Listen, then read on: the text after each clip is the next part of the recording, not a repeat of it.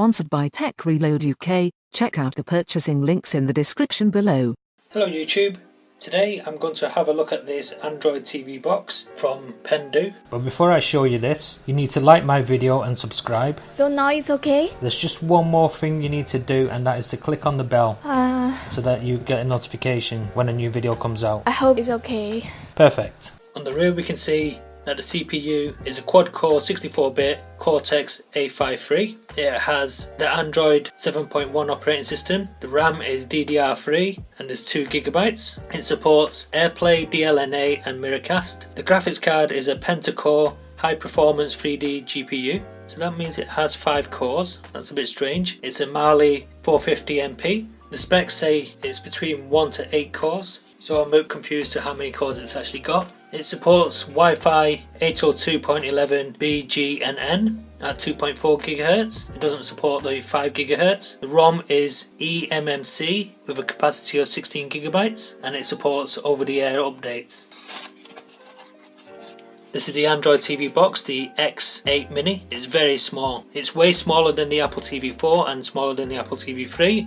I've been using this Anycast device, which is a Chromecast clone. You plug the HDMI into the TV, you find a spare USB port on the TV, and this thing that's dangling is the Wi-Fi. This is only good for casting movies and probably screen capture from the device. But one of these devices has Android built in, which means you can install apps. That way I don't have to use my Android phone to stream to the Anycast. This will do everything in one box. On the side we have a card slot for extra memory, 2 USB ports, different colours, 5V in, Ethernet port, HDMI out, AV port and an IR port for remote controls. The power supply is American plug. The seller did tell me about this and then he wanted to upsell another power supply for about £3. I said to him, don't worry about that, I'll be able to work around it. I can either have my own 5V 2A power supply, use an adapter or rewire it. So I won't be able to rewire it because it's a molded power supply, but I should have another 5V 2A power supply somewhere. You also get a free HDMI cable, which is about 1 meter in length. There's a remote control with no batteries, and I know there's no batteries because it's very light. Functions on the remote is 1 to 9 plus 0.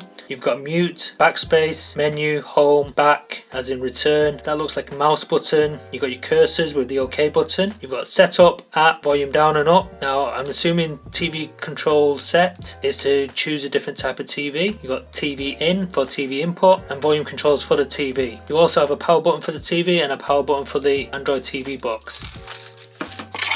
At the bottom of the box is a user manual. It does actually say that there's 5 cores on the GPU. It supports the newer encryption of H.265. It supports 10-bit colors. The LAN port is only 100 megabits, which is fine for compressed video. You're not going to be transferring uncompressed 4K content. It says Amologic S905W, which means it actually supports 4K content at 30 frames per second. If this was the S905X, it will support 4K at 60 frames per second. I didn't realize that this could support 4K content. Next part of the video I'll show setting up and configuring and using this device. I've just seen the side of the box and it actually says 4K on there. This means I'm now going to have to buy a 4K TV because my TV is not 4K. To help me buy the TV, please like and subscribe, and tell all your friends to subscribe as well. The remote control requires 2 AAA batteries, which are not included. I've had to power it up with the original power supply with a DEF adapter because I couldn't find a suitable 5V 2A power supply. I must have used them all up, but we can see how much smaller it is than the Apple TV 4. When it's powered up, the top logo is lit up in blue and there's a blue LED on the front. When it's powered up, you see the Pendoo logo with the time. It says 12 minutes past midnight because it's been running for 12 minutes. I was greeted with a power off and restart option. There's a favorite TV icon, custom Kodi, my apps, Play Store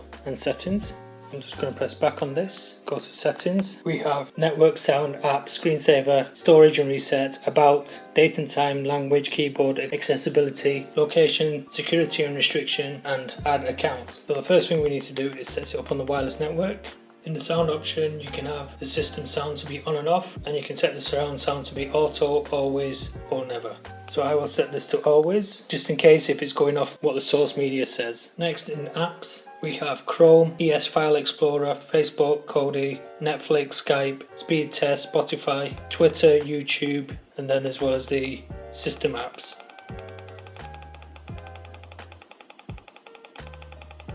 Which there's a lot. Screensaver you can set as a clock, turn it off, colours, photo frame or photo table. Colours, and we can just see the colours fading. We've got the photo album. This is in one of the pre-built folders, and it will scroll through all of them, but in this case there's only one photo. And finally, photo table.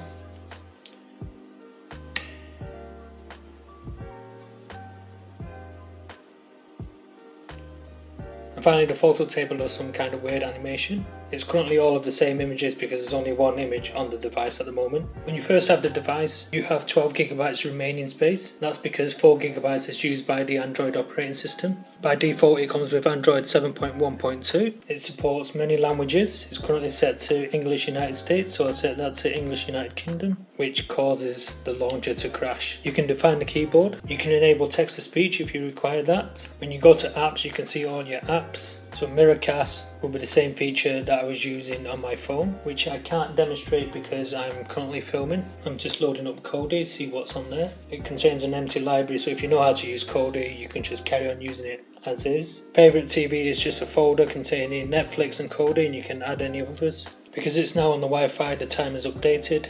The navigation is a bit difficult, switching between keyboard mode and mouse mode, but once you've got something playing, it seems to be okay quality.